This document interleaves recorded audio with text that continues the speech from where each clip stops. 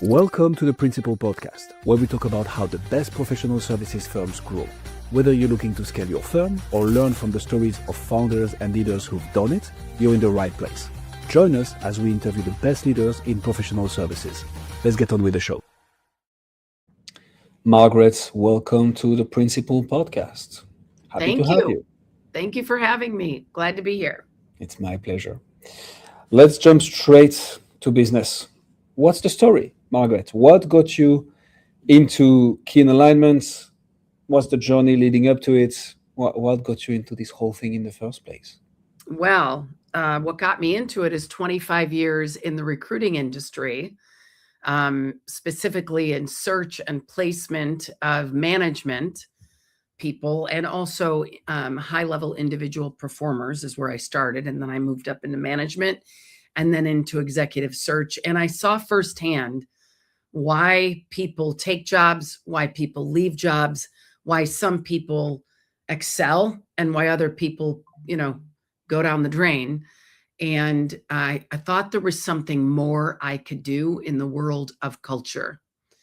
I also witnessed a lot of C-run companies, in other words, very average or below average companies wanting to hire A performers. And then when they got the A performers, they didn't like what they got because the A performers were shining the light on what wasn't working in the organization. And so I knew 3 years in that I wanted to do more, but it actually took me 22 years after that to make a change and lots of training and lots of education. And I was really, really great in recruiting. I was in the top 3% in the nation for what I did. And so the money was great and the success was great. And when the timing was right, I made the change. I sold my business and moved into KeenAlignment. What's the problem that you help people solve now with KeenAlignment? What is it that you're helping them achieve exactly? Alignment. No. Okay. Organization. Only the keen? Sorry, go ahead. Only the keen kind. Organizational alignment. So the problem is mostly not strategy. People have great ideas and they know, usually you understand your market. If you're good at it, you understand your market, you know what your customers need. So strategy is rarely the challenge. It's execution of that strategy. And it's where the rubber meets the road. Always. Where the people meet the vision. And what happens is often there is friction in how work gets done, in egos, like that's my department. No, that's my department. I'm in charge. No, I'm in charge. And so what happens is when the organization is operating in high beta, which means high beta brain waves, high stress, the people in the organization are operating incongruently with each other or in a state of incoherence with themselves. And then if you have a whole lot of people operating in incoherence, you have friction, you have delays, you have really great projects that either never get off the ground or only get halfway. And you wind up fighting a lot of fires and you wind up with people challenges when the truth is what you really want to be focused on is scale challenges. Like all of this can be avoided if you have alignment between who you are as a company, like where you want to go. I'm looking to see if I have the model. And if you could see it, probably not with the glare of the light. And I don't know, is it backwards on the screen? The final product might be the case, but why don't you walk us through it? It's a Venn diagram, basically, for people just listening to the show. The top of the Venn diagram is the ultimate intent. What is the why? What is the noble reason your organization is in business?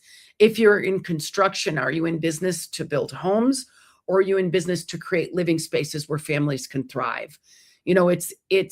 Especially in the world today, so many people have so many competing priorities, and the average human being is barraged with 140,000 bits of information. It's hard to stay focused. And so what's the why people are working, and is it noble, and can I align with it? Am I aligned? Am I there because I want to help you fulfill your North Star? Secondly is, what's the ecosystem that we're creating? How do we treat each other? What's the environment? How do we get work done? How do we solve challenges and problems? Is it friction induced or is it flow induced? And if you know anything about performance and about execution, you want people operating in coherence and in flow states, because when they're in flow states, you're optimizing their genius, you're getting the best out of them, and you're doing 10 times the work with much less effort than you would be in a, the truth is, when we monitor performance, if the majority of the people in the organization are in frustration, they're agitated, they're aggravated, they're complaining about somebody, let's just say 70% of the workforce spends 70% of their time in frustration, which is what we hear when we go into organizations, because they don't know how to do change well and they don't know how to do execution well. Usually, another statistic to make your mind boggle, 20% of the people do 80% of the work. How that is a formula and how it's been the way it is, how does a company stay in business? So if 70% of the people are operating below the power and freedom line, and 70% of the time they're in frustration, they can only be effective 25%. So you got to change that, and you got to tell the truth about what that's costing in terms of market share, in terms of customer satisfaction, in terms of growth, in terms of new product development, whatever it is. And so the problem we solve is identifying what's in the way in the environment. And it could be that the intent isn't strong enough. The North Star isn't really north at all. It's all over the place, but most likely it's a people issue. And then on the right side of the Venn diagram is the architecture or the structure, like the workflows, the processes, who reports to whom. How are the jobs set up? Do people have agency, autonomy, and authority? Do they even know what's expected? Is everybody aligned on the goals? And so you've got to have all three elements of that performance triangle. And then the intersection of a noble cause and an effective ecosystem is exceptional teamwork. The intersection of a noble cause and architecture that sets people up to win is you optimize the collective genius. The intersection of a cohesive environment where people can operate in a state of flow and good structure, good architecture is intrinsic motivation, because we hire good people often for a faulty system. And then we wonder why things are not working out. So, it's either a process, it's the person, or it's the technology. It's something. And usually people just look at, it's the people. And I recognize that when I was doing recruiting. And it could be that they're hiring the wrong people. But more times than not, you've got good people working against a bad system, which is what the book that I am launching, I'm proofreading it now, is about. It's called Align Culture. And it's a sequel. It's a sequel to Ignite Culture, which Ignite Culture is about that model I just showed you, and how do you create an environment where people can thrive. And Align Culture is how do you build the systems so that you are hiring the right people and they're doing the right things and they're doing it in a way that optimizes what you're paying them. Because if it's even halfway true, which Gallup says it is, and Gallup's got a global reputation, 80% of employees are disengaged right now. If they're not engaged, they're certainly not happy. And if they're not happy, they're frustrated or in fear. And if that's the case, you are losing 70% of what you're paying them on wheels spinning. So that's a long way to answer that question. Culture, team alignment, people being happy. That sounds good. I'm the CEO of, and we're gonna talk about who you typically help, Margaret. But I'm the CEO of a company that maybe is facing those problems, maybe not. But what's the bottom line? What does fixing all this help me achieve from a company perspective? Performance. I mean, it's a bottom line. You can raise your EBITDA by 8 to 15% by fixing operational friction, by fixing workflows, by putting the right person in the right job for the right reason. Because you can have a top producer who wreaks havoc on the organization because of bad behavior. So it's bottom line, it's money. And that's usually why we get hired. And we get hired. My whole version 2 of my career, which is the culture, is second half of my career, got hired by manufacturing companies, construction companies, distribution companies, software development companies, all companies that were bottom line oriented. And someone was smart enough to say, there's something off in our ability to execute. When you can't execute, you spend a lot of money. I've gone into companies that have spent $5 million on an IT implementation that failed and they had a good consulting firm, but the consulting firm didn't understand the human dynamics, the human system. And when the human system has got flaws in it, you can't implement a new technology. It's gonna either go belly up or it won't be utilized.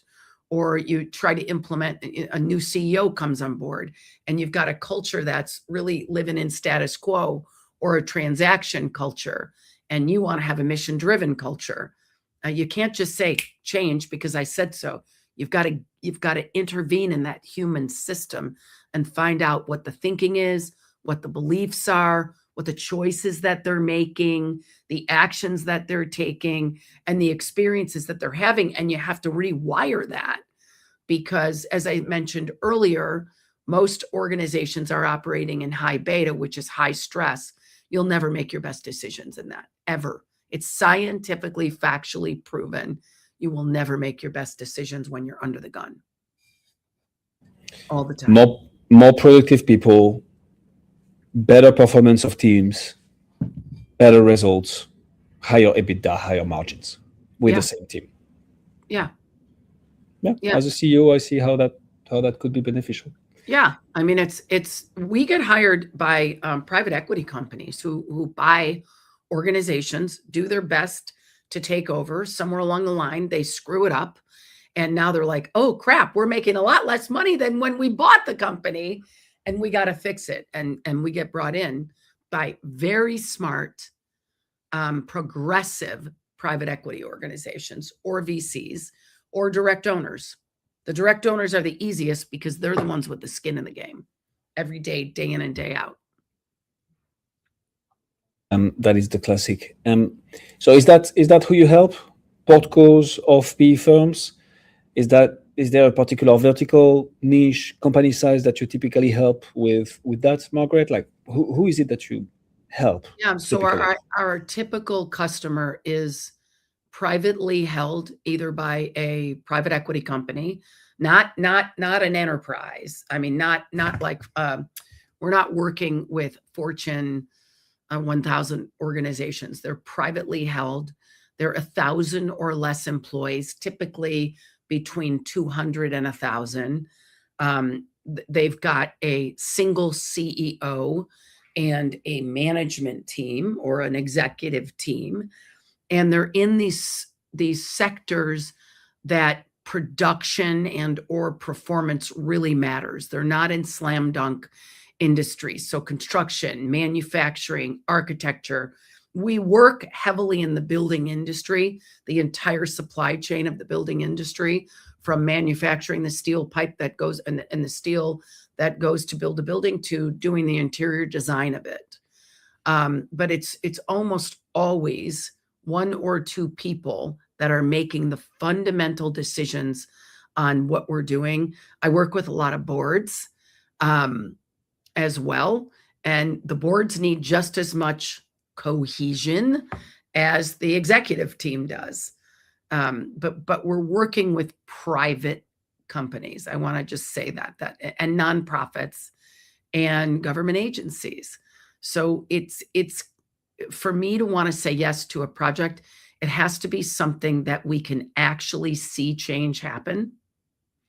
And if the organization is too big, it's got too much hierarchy, it's got too many egos, it'll take an act of Congress to change that culture and adapt to change. And we promise results. So we need to be able to work with a system that has the ability to shift, and somebody who's mandating this is the direction we're going and I'm not changing my mind. What do you mean you're promising results? We guarantee results. We guarantee results to the bottom line. If they follow our culture blueprint, if they do what we recommend, and we will do an entire data set, data collection before we get in there, whether it's 360s or assessments of the talent that they have. We'll do interviews, we'll talk to customers, we'll talk to former employees if they want us to, so we could start piecing together where's the incongruence in this system? What's in the way? And then we'll design a transformation of change, and then we will attach results to that. And it is bottom line results. But there's a caveat. They have to be willing to follow our program. They have to make the coaching calls. The CEO has to be involved. You cannot delegate this thing, especially if it's not just culture for the sake of culture. That's probably where I differ than most people. I come out of a high production sales industry where if you don't put numbers on the board, you're gone. So I focus on the bottom line. And with all my clients, what have you done for me lately? What are you doing? Why do you want to change your culture? Or why do you want to change your ERP? Or why do you want to change your workflow? Or why do you want to change how you're doing your product? What's the bottom line? And if we see a powerful bottom line attached to a noble cause, that's the beginning. And then the third piece is the CEO, he or she or they have to be willing to do the work to make the change happen, because people will resist. And usually the people who resist the most are the people who are the highest performers, who think there's nothing wrong with the way they're doing things. And the CEO has to be willing to say to the number one salesperson, your behavior is now obstructing our future. And if you're insecure, if you're not doing your work, you might say, I don't like their behavior, but if I challenge them to change their behavior, they might quit and go work for the competitor. And in that case, what happens is CEOs start a transformation initiative and they pull back as soon as they start getting resistance. And you can't have that. Talk about wasting money and time and losing credibility with your team. How do you, let me rephrase this.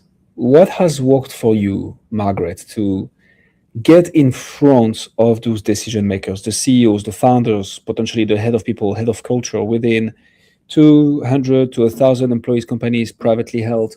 What has worked for you to get in front of them, to educate them? Because I guess there is a big part of this. And to get them to knock on the door and be like, hey, we have a problem, we need help here. What has worked? Yeah. They read my book. Okay. Somebody gave them my book. They heard me speak at a conference. They read an article that I wrote, or it's a direct referral. People don't buy these kind of services due to an internet search. Culture is very personal. Change management is very personal. They want somebody who's a trusted advisor. So I do a considerable amount of speaking, not a ton. I'm not a professional speaker. I am a professional who speaks, but mostly I'm an executive consultant, and I am the principal of KeenAlignment. And so I prefer to author and speak to smaller groups.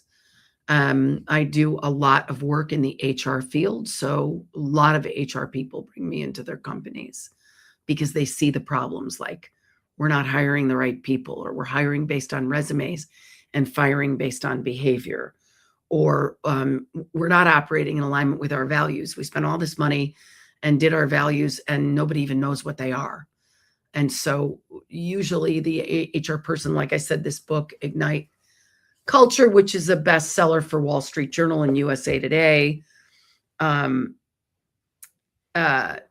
usually somebody will read something or hear me speak or refer people to me direct. I can't tell you the last time we had a cold hit from our website. I mean, you are, and like everybody listening to this podcast, and the majority of the guests, a relationship-based business. It's through trust, authority, and time that people end up coming to you, and it's through having conversations, being in front of people who want change to happen, or should I say, being in front of people for whom the pain that they're experiencing from their problem is becoming greater than the cost of change, which is why they're exploring. But they won't make a 5, 6, 7-figure decision without educating themselves, talking to somebody, and building trust with the person they will end up hiring. Yeah, and I would say it's never sudden. It's a For sure. slow burn of, one impediment or one obstacle, and then another, and then another. And at one point, the CEO either goes to their, PEO group or Vistage or their colleagues or their board and says, I'm stuck. Yeah. So it begins with an admittance of being stuck, that the organization is in a holding pattern in a major area that's important. Mm-hmm. Amen to that. How do you, and being a former recruiter, we've had quite some on the show, we work with some, and we know how sales heavy that role can be. So in your new organization, right? How do you tie all these to a conversation, a sales conversation, an SOW, a letter of engagement with rock and roll? How do you go from someone reads the book or someone hears you speaking at a conference to a closed deal? Well, that's an interesting question. Usually they start with an email. Very few times do I get called on the phone. Usually it's an email. Mm-hmm. And it's usually a pretty intimate email. Like I've been working with a consultant for 2 years and they told me to read your book because I can't see what I can't see. Or I'm a new CEO and I've done just about everything you say not to do. I need your help. And then we get on the phone and we talk and I ask a few questions. I don't go down the sales funnel right away. I don't go down the pain funnel, but I want to know like what their current state is, what's going on, and what's the impact of what's going on. High level though, I'm not going down the deep rabbit hole. And then I offer to give them a sample of my work and my needs assessment process. And I will give the CEO or the number 1 and number 2 person a deep dive assessment of everything they never thought a stranger would know about them. And they take this 20-minute assessment, and then I schedule an hour-and-a-half debrief. And inside of that conversation, I start to tell them things that they never told me about what they're probably experiencing at work based on what I see in their result. And usually they say, how soon could you come in?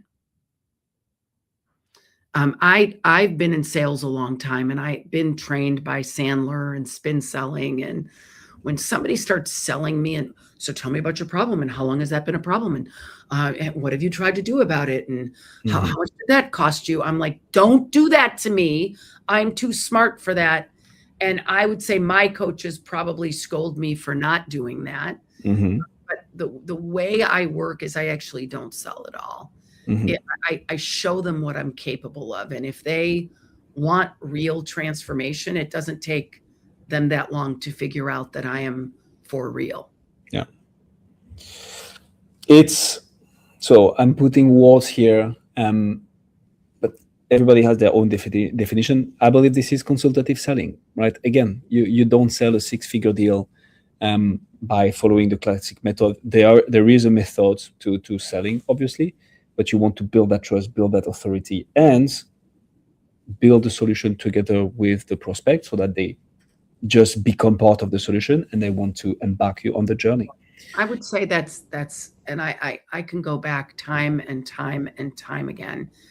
I have had people call me and they're like, we want you to do an offsite and here's how much we'll pay. And I don't like those. That seems like low hanging fruit, but I don't want to go do an offsite for 3 days and put my heart and soul into it and not even know what these people are trying to accomplish. Yeah.